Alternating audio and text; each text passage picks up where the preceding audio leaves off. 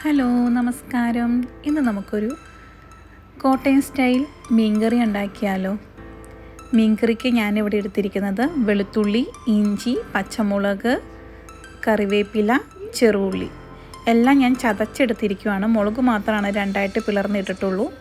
പിന്നെ കടുക് വറക്കാൻ വേണ്ടി ഉലുവയും കടുകും എടുത്തിട്ടുണ്ട്. ഇവിടെ ഞാൻ കുടംപുളി നന്നായി വെള്ളത്തിലിട്ട് ചൂടാക്കി പുളിയുടെ ചാറെടുക്കാൻ വേണ്ടി പുളി ഇട്ട് വെച്ചിട്ടുണ്ട്.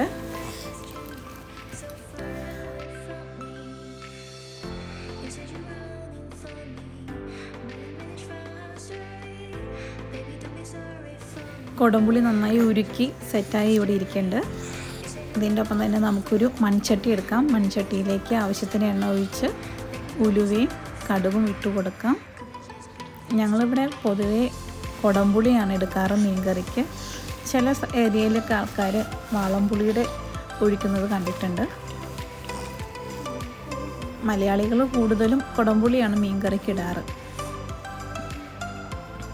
ഞാൻ കടുക് പൊട്ടിക്കഴിഞ്ഞപ്പോൾ വെളുത്തുള്ളിയും ഇഞ്ചിയും പച്ചമുളകും ചെറുള്ളി ഇട്ട് കൊടുത്തു. അത് നന്നായി ഏകദേശം വെന്ത് ഒരു ബ്രൗൺ ഷെയ്ഡ് വന്നു കഴിയുമ്പോൾ നമുക്ക് മീൻകറിക്ക് ആവശ്യമായിട്ടുള്ള പൊടികൾ ഇട്ട് കൊടുക്കാം. ഏകദേശം ഇതിനൊരു ബ്രൗൺ ഷെയ്ഡ് വന്നിട്ടുണ്ട്. അപ്പോൾ നമുക്ക് പൊടിയെല്ലാം ഇട്ട് കൊടുക്കാം.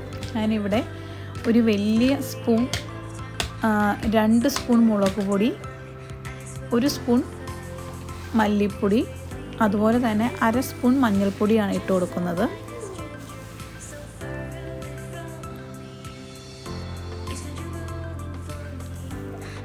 ഏകദേശം മുളക് പൊടിയൊക്കെ നന്നായി ഒന്ന് സെറ്റായിട്ടുണ്ട്.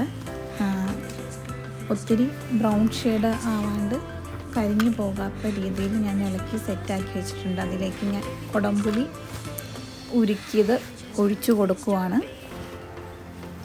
ഇനി നമുക്ക് ഇതൊന്ന് ജസ്റ്റ് ഒന്ന് സെറ്റായി വരുമ്പോഴത്തേയും നമുക്ക് കുറച്ചുകൂടി നമുക്ക് ആവശ്യത്തിനുള്ള ചൂടുവെള്ളം ഒഴിച്ചു കൊടുക്കാം. നമുക്ക് കറിക്ക് ആവശ്യത്തിന് എന്തോരമാണോ അതിനനുസരിച്ച് നമുക്ക് ചൂടും വെള്ളം ഒഴിച്ചു കൊടുക്കാം.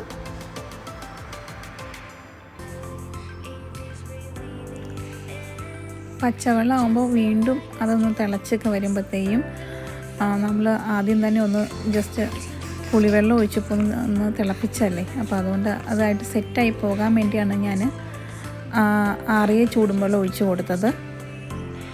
ഇനി ഏകദേശം തിളച്ച് വരുമ്പോഴത്തേയും ഞാനിവിടെ മീനൊക്കെ നന്നായി സെറ്റാക്കി വാഷ് ചെയ്ത് സെറ്റാക്കി വെച്ചിട്ടുണ്ട്. കണ്ണയിലയാണ് എടുത്തിരിക്കുന്നത്. നമുക്ക് ഈ കറി ഒന്ന് തിളച്ച് വരുമ്പോഴത്തേയും മീനിട്ട് കൊടുക്കാം.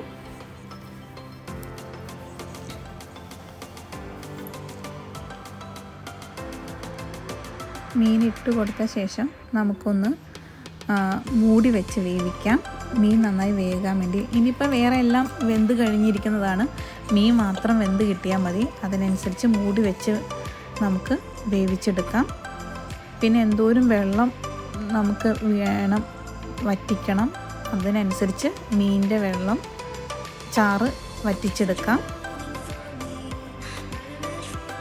ഞങ്ങൾ അത്യാവശ്യം കപ്പയൊക്കെ ഉണ്ടാക്കുന്ന ആൾക്കാരാണ്. രാവിലെ മിക്കവാറും ദിവസങ്ങളിൽ കപ്പയായിരിക്കും ബ്രേക്ക്ഫാസ്റ്റ്. അതുകൊണ്ട് ഞങ്ങൾക്ക് അത്യാവശ്യം ചാറ് ആവശ്യമാണ് മീനിന്. അതുകൊണ്ട് ഞാൻ ഒത്തിരി വെള്ളം വറ്റിച്ചെടുത്തിട്ടില്ല. എല്ലാം കഴിഞ്ഞ് കഴിയുമ്പോൾ നമുക്ക് 2-3 സ്പൂൺ വെളിച്ചെണ്ണ ഒഴിച്ചു കൊടുത്ത് ഒന്ന് മൂടി വയ്ക്കാം. ഇതേ നമ്മുടെ മീൻകറി റെഡി ആയിട്ടുണ്ട്. വെളിച്ചെണ്ണയ്ക്കൊക്കെ ഒത്തിരി വിലയുള്ള സമയത്ത് ഇനിയും വെളിച്ചെണ്ണ ഒഴിക്കണമെന്നൊന്നും ഓർക്കണ്ട. ജസ്റ്റ് നമുക്കൊരു പച്ച വെളിച്ചെണ്ണയുടെ ഒരു ടേസ്റ്റ് ഫീൽ ചെയ്യാൻ വേണ്ടി ഒന്ന് ജസ്റ്റ് 1 സ്പൂൺ ഒഴിച്ച് കൊടുത്താലും മതി കേട്ടോ. നമ്മളെപ്പോഴും സെർവ് ചെയ്യണതിന് മുമ്പ് നമ്മൾ കറിയൊക്കെ ഉണ്ടാക്കി ഗ്യാസ് ഓഫ് ചെയ്ത് കഴിയുമ്പോൾ നമ്മളൊരു 5 മിനിറ്റ് മൂടി വെച്ച ശേഷമേ നമ്മൾ സെർവ് ചെയ്യാവൂ. അപ്പോൾ നമ്മുടെ മുളകിട്ട മീൻകറി റെഡി ആയിട്ടുണ്ട്.